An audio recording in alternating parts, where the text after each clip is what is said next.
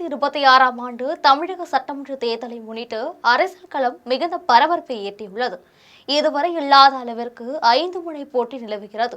ஆளும் திமுக கூட்டணி, எதிர்க்கட்சியான அதிமுக, பாஜக கூட்டணி, நாம் தமிழர் கட்சி, தமிழக வெற்றிக் கழகம் மற்றும் ராமதாஸ், சசிகலா அணிகள் என பல்வேறு தரப்புகள் களமிறங்கியுள்ளன. இந்த சூழ்நிலையில் ஒவ்வொரு கட்சியும் தங்களது அரசியல் நிலைப்பாட்டை வலுப்படுத்தும் முயற்சியில் தீவிரமாக ஈடுபட்டு வருகின்றன.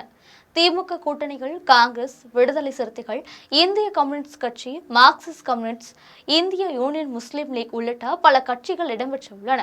எனினும் அந்த கூட்டணிகள் தொகுதி பங்கீடு தொடர்பான பேச்சுவார்த்தைகள் இன்னும் முழுமையாக முடிவுக்கு வராத நிலை தொடர்கிறது.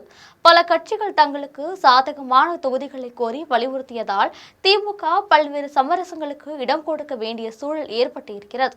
மறுபுறம் அதிமுக பொதுச் செயலாளர் எடப்பாடி பழனிசாமி தேர்தல் பணிகளில் அதிவேகமாக செயல்பட்டு வருகிறார். தாமதமாக தொடங்கியிருந்தாலும் கூட்டணி பேச்சுவார்த்தைகளை விரிவாக முடித்து பாஜக, பாமக, அமமுக உள்ளிட்ட கட்சிகளுடன் தொகுதி பங்கீட்டை இறுதி செய்துள்ளார். பாஜகவுக்கு 27 தொகுதிகள், பாமகவுக்கு 17 தொகுதிகள், அமமுகவுக்கு 11 தொகுதிகள் வழங்கப்பட்டுள்ளன.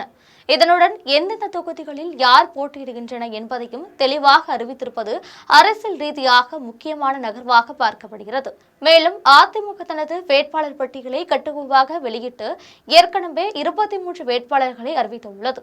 அதனைத் தொடர்ந்து எடப்பாடி பழனிசாமி நேரடியாக பிரச்சாரத்திலும் இறங்கியுள்ளார். தேர்தல் பணிகளை கட்டமைப்புடன் முன்னெடுத்து வரும் அதிமுக தற்பொழுது ரேசில் முன்னிலையில் இருப்பதாக அரசியல் விமர்சனங்கள் மதிப்பிடுகின்றன.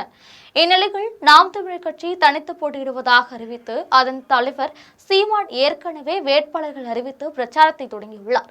அதேபோல் தமிழக வெற்றிக் கழகத்தின் தலைவர் விஜய் விரைவில் வேட்பாளர் பட்டியலை வெளியிட்டு அதற்கு பிறகு பிரச்சாரத்தை தொடங்க உள்ளதாக கூறப்படுகிறது. திமுகவின் நிலைமை குறித்து பார்க்கும் பொழுது கூட்டணியில் உள்ள கட்சிகள் தங்களுக்கு சாதகமான தொகுதிகளை கோருவது ஒரு சவாலாக மாறியுள்ளது. பல கட்சிகள் ஒரே தொகுதிகளை வெறுப்பு பட்டியலில் சேர்த்திருப்பதால் இறுதி முடிவுகள் எடுப்பதில் சிக்கல் நிலவுகிறது. மேலும் தேர்தல் தேதி நெருங்கி வரும் நிலையில் வேட்புமனு தாக்கல் அவகாசம் குறைந்து கொண்டிருக்கிறது. இந்நிலையில் அதிமுக முன்கூட்டியே தனது திட்டங்களை செயல்படுத்தி முன்னிலை பிடித்திருப்பது குறிப்பிடத்தக்கது. தேர்தல் களம் சூடுபிடித்த உள்ள நிலையில் அடுத்த சில நாட்களில் வெளியாகும் வேட்பாளர் பட்டியல் மற்றும் கூட்டணி முடிவுகள் இந்த தேர்தலின் திசையை தீர்மானிக்கும் முக்கிய காரணியாக இருக்கும்.